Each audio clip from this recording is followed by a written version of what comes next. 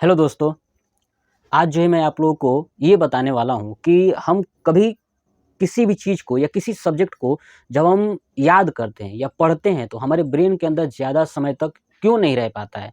आखिर रीज़न क्या है? ज़्यादा समय तक हमें रखने का उपाय क्या है? तो चलिए मैं बताता हूँ। देखिए, एक्चुअली जो हमारा ब्रेन होता है, ये ब्रेन के अंदर जो सोचने-समझने की शक्ति होती है ना, बहुत ही ज़्यादा स्ट्रॉन्ग होती है। जब हमारा ब्रेन सोचने समझने की ज़्यादा शक्ति स्ट्रॉन्ग रखता है, तो फिर इसके अंदर स्टोर रखने की शक्ति इसकी कम हो जाती है। यानी सोचता ज़्यादा है, स्टोर कम करता है।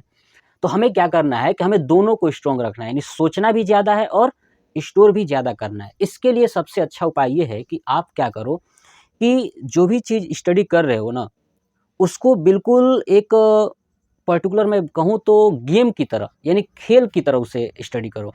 जैसे आप जो भी टॉपिक्स पढ़ रहे हो, तो उसे खेल की तरह समझो, मतलब कि ये चीज़ कि उसको ब्रेन के अंदर एक खेल बना के समझा दो। यानी उसको एक प्रॉपर गेम जो है कि जैसे हम लोग गेम खेलते हैं, जैसे मोबाइल में मान लीजिए कि कोई गेम व्यक्ति खेलता है, ठीक है? तो अगर कोई व्यक्ति कहीं बोलता भी है, दूसरा पर्सन कहीं बोलता है, तो हम गेम ऑटोमेटिक जो है कि हमें खेलते हुए पता चल जाता है। जैसे कि मान लीजिए कि अगर आपका घर जो है कि कहीं है और आपको घर से 100 मीटर दूर पे छोड़ दिया जाए, तो अगर कहा जाए कि आप अपने घर पे पहुँच जाओ, तो आप आसानी से घर पे पहुँच जाओगे। बिना देखे भी आपको पता है कि हाँ, यहाँ से जाना है। क्यों? क्योंकि इसके लिए सबसे अच्छा उपाय क्या है? प्रैक्टिस। यानी आपने उस चीज़ को प्रैक्टिस कर लिया कि हाँ, हमारा यहाँ पे घर है, ठीक है? तो वो चीज़ क्या होती है? प्रैक्टिस हो जाती है, ठीक है? तो बट हमारे ब्रेन का भी इतना ज़्यादा प्रैक्टिस कर लेना है ब्रेन के साथ भी कि ब्रेन किसी भी चीज़ को ज़्यादा से ज़्यादा समय तक स्टोर कर सके। इसके लिए सबसे अच्छा उपाय यही है कि आप जिस चीज़ को पढ़ो, उसको गेम की तरह समझो और ब्रेन के अंदर उस चीज़ को फीड कर लो। जैसे आप कोई भी टॉपिक्स पढ़ रहे हो ना, तो उसके डिटेल्स में पढ़ो। ऊपर से नहीं पढ़ना है, डिटेल्स में पढ़ना है, उसके अंदर डीपली जाना है। जैसे मान लीजिए कि मैं कोई टॉपिक लेता हूँ, जैसे मुझे एक टॉपिक क्या लूँ, चलो एक ले लिया मैंने हाइड्रोजन। मान लीजिए कि मैंने ले लिया हाइड्रोजन, ठीक है? मैंने एक टॉपिक उठाया हाइड्रोजन, ठीक है? तो देखिए, सब बच्चे जो है कि ये जानते हैं कि चलिए हाइड्रोजन को एच से दिखाते हैं। हाइड्रोजन को किससे दिखाते हैं? एच से दिखाते हैं। तो ये ऊपर-ऊपर की बातें हो गई। मैं आपको ये कहता हूँ कि इस हाइड्रोजन के बारे में वो संपूर्ण जानकारियाँ प्राप्त कर लीजिए जो ज़रूरी है।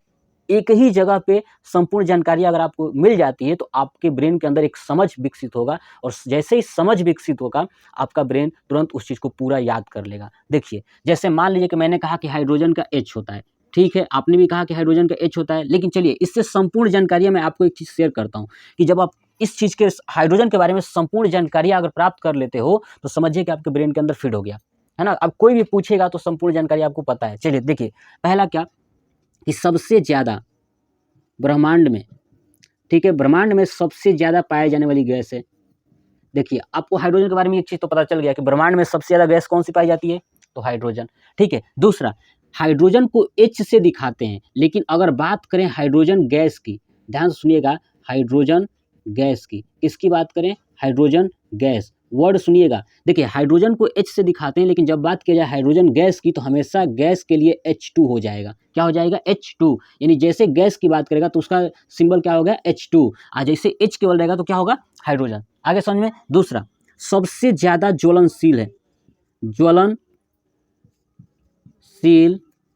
गैस, ध्यान से सुनिए, सबसे ज़्यादा ज्वलनशील गैस कौन-सा है? हाइड्रोजन।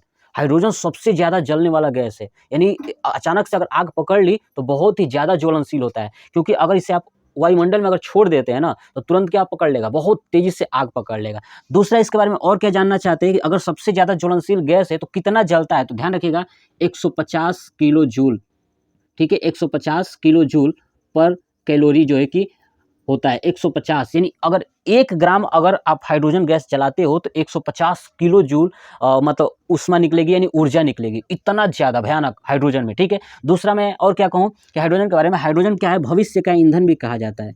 क्या कहा जाता है? भविष्य का ईंधन। हाइड्रोजन क्या कहा जाता है? भविष्य का ईंधन, ठीक है? ये तीसरा पॉइंट। चौथा पॉइंट क्या कहते हैं कि हाइड्रोजन एक अधातु है। क्या है?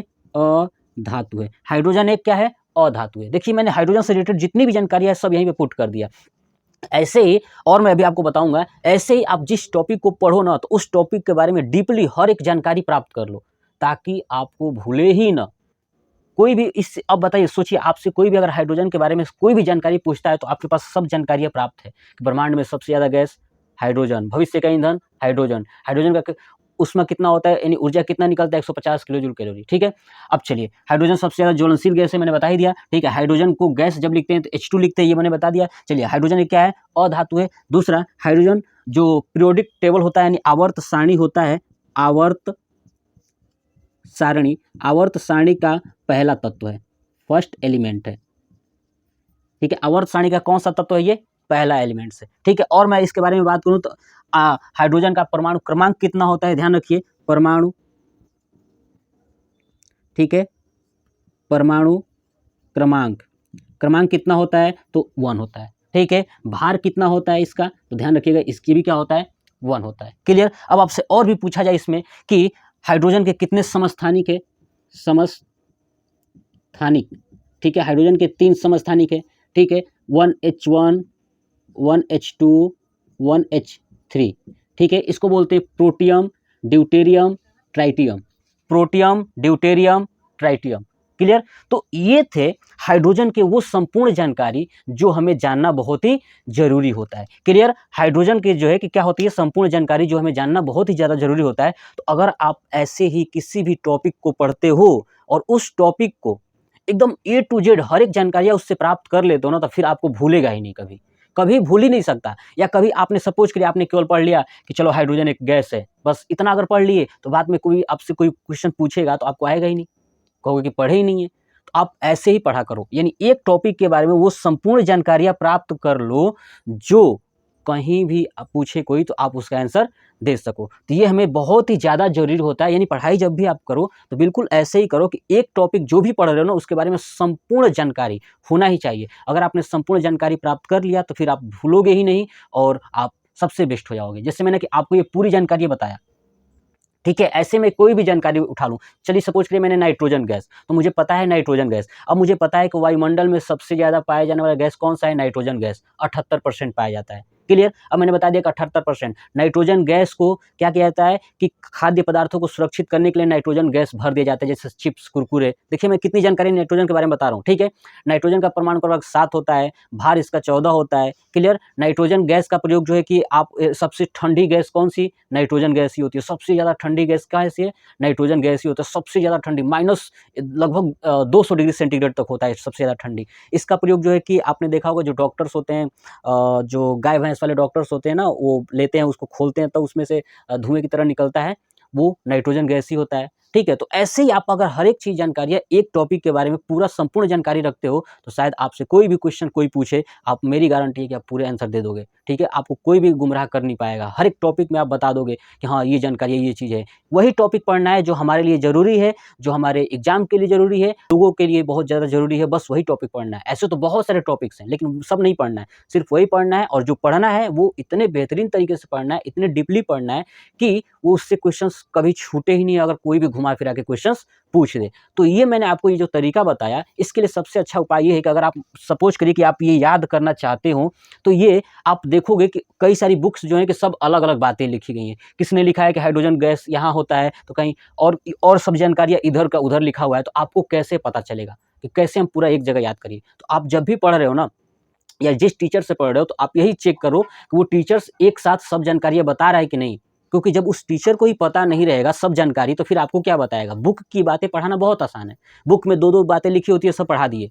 ठीक है, ऐसे नहीं चलेगा, ऐसे पढ़ाई होता ही नहीं है। पढ़ाई तो वो होता है कि जब आप एक टॉपिक के बारे में संपूर्ण जानकारी टीचर बता दे, तो इसके लिए ज़रूरी है कि उस टीचर को संपूर्ण जानकारी पता होना चाहिए, तभी आपको बताएगा, वरना आपको गुमराह करेगा और इसी गुमराह के चक्कर में आप फंस जाओगे और आपके लिए ये जानकारी या नॉलेज, आपका दिमाग विकसित होगा ही नहीं और आप जो है कि एक ऐसे श्रेणी में आ जाओगे जहाँ लगेगा कि आप कुछ पढ़े ही नहीं हो, आप जानते ही नहीं हो। ठीक है, तो इसलिए सबसे इंपॉर्टेंट बात यही है कि आप जब भी इस चीज़ को करो, इस चीज़ का रियलाइज़ कर लो कि जो संपूर्ण जानकारियाँ हर चीज़ रखा हुआ है उसके बारे में, वही बेस्ट है।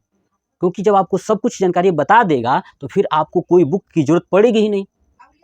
ठीक है, तो ये चीज़ें होना ही चाहिए। तो आपको ये वीडियो कैसा लगा? प्लीज़ कमेंट बॉक्स में कमेंट करके ज़रूर बताइएगा। और ऐसे टीचर से आप दूर रहिए जो एक-एक टॉपिक को एक पढ़ाने के बाद दूसरा नहीं पढ़ाते हैं, दूसरा पढ़ाने के बाद ये नहीं पढ़ाते हैं। सब एक-एक टॉपिक एक दूसरे से कॉम्बिनेशन ही नहीं, सब टॉपिक एक दूसरे से जुड़ा हुआ है। तो एक अगर बेस्ट टॉपिक अगर आप जान गए, बेस्ट उस टॉपिक के बारे में संपूर्ण जानकारी आपको मिल गया, तो फिर आपको पूछना क्या है? आपके पास नॉलेज बहुत होगा।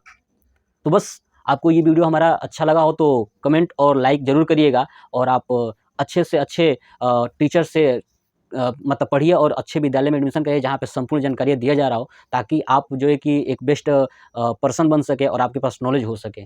ठीक है? जय हिंद।